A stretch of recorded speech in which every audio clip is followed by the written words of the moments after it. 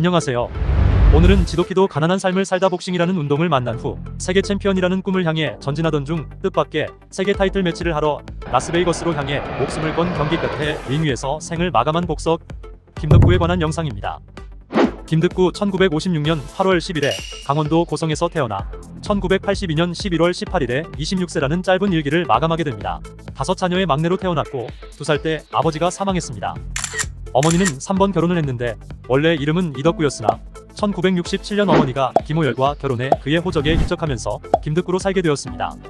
가난하게 자라났으며 1972년 이복 형제들과의 갈등으로 17살에 가출하여 서울로 상경하게 됩니다. 권투 선수가 되기 전에는 구두 닦기, 투어 가이드 등의 허드렛 일을 하면서 살았습니다.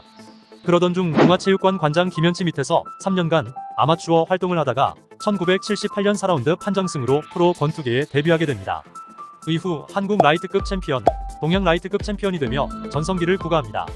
1982년 11월 14일 미국 라스베이거스 시저스 팰리스 호텔에 마련된 특설링에서 미국의 맨시니와 세계권투협회 WBA 라이트급 타이틀전을 갖게 됩니다. 김덕구의 인지도상 세계 타이틀 매치를 할 수 없는 위치였지만 급작스럽게 세계 타이틀 매치가 잡힌 이유가 있었습니다. 맨시니는 이탈리아계 미국인 백인 복서였습니다. 780년 당시 복싱계는 흑인들이 주를 이루었고 잘생긴 백인 복서 맨시니가 당시 거물급 프로모터 바베럼의 눈에 띄어 계약을 하게 됩니다. 바베럼이 맨시니를 눈여겨본 이유는 맨시니의 아버지 또한 40년대에 활동하던 복서였고 상위 랭커의 실력이었지만 타이틀을 획득하지 못했습니다. 그런 그에게 2명의 아들이 있었습니다. 맨시니와 형은 아버지를 대신해 세계 챔피언의 꿈을 이루고자 복싱 선수가 되었습니다. 맨시니보다는 형이 복싱에 재능이 뛰어났지만 여자친구가 쏜 총에 맞아 갑작스레 세상을 떠나게 됩니다. 혼자 남겨진 맨시니는 챔피언이 되기 위해 복싱에 더욱더 매진하게 됩니다. 한 방송 프로그램에서 그들의 이야기를 방송에 내보내게 됩니다. 이 방송을 접한 시청자들은 영화 로키 발보아를 떠올리며 미국에서 큰 인기를 얻게 됩니다. 바베럼이라는 거물급 프로모터와 계약하게 된 맨시니는 세계 타이틀 매치를 하게 되었고 잘 싸웠지만 14라운드에 다운당하며 패배하게 됩니다. 하지만 맨시니의 인기와 바베럼의 입김 때문인지 6개월 만에 다시 세계 타이틀 매치가 잡혔고 그 경기에 승리하며 결국 세계 챔피언의 자리에 오르게 됩니다.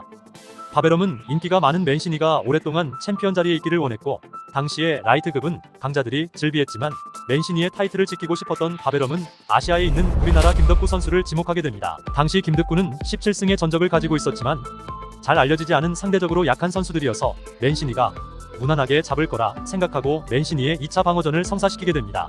지독히도 가난하게 살았던 김덕구에게는 세계 챔피언이라는 꿈이 있었고 이것은 절체절명의 기회였습니다. 김덕구는 죽기를 각오하고 작은 관의 모형을 가지고 라스베이거스로 날아갑니다. 김덕구를 취재하던 기자에 의해 죽을 각오를 하고 있다는 소식이 미국에 알려지며 맨시니도 이를 접하고 김덕구의 경기 영상을 보며 터프함과 쉽게 꺾이지 않는 간성, 결코 쉬운 상대가 아닐 수 있겠다는 생각을 했다고 합니다. 경기 전날 김덕구가 호텔방에 죽느냐 사느냐라는 글을 적어놓았고 이를 알게 된 맨시니는 소름이 돋았다고 합니다. 이제 이 둘의 경기가 시작되었습니다. 둘의 싸움은 용호상박으로 진행되었습니다. 맨시니의 경기 스타일은 바디샷으로 데미지를 주며 상대의 체력을 깎아먹습니다. 그리고 놀라운 체력으로 10라운드부터 자신의 페이스대로 끌고 가는 선수였습니다. 용호상박 이어지던 경기는 예상대로 10라운드에 기울기 시작했습니다.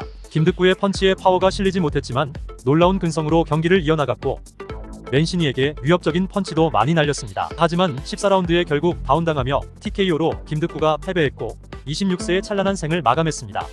그리고 얼마 지나지 않아 김덕구의 어머니는 내가 아들을 이렇게 만든 것이라는 죄책감에 유서를 남긴 후 농약을 먹고 자살하게 됩니다. 경기의 심판도 죄책감에 시달리다가 7개월 뒤에 자살하고 맙니다. 맨시니도 얼마 못 가 결국 은퇴를 하였고 이 경기를 기점으로 15라운드였던 경기는 12라운드로 줄어들게 됩니다.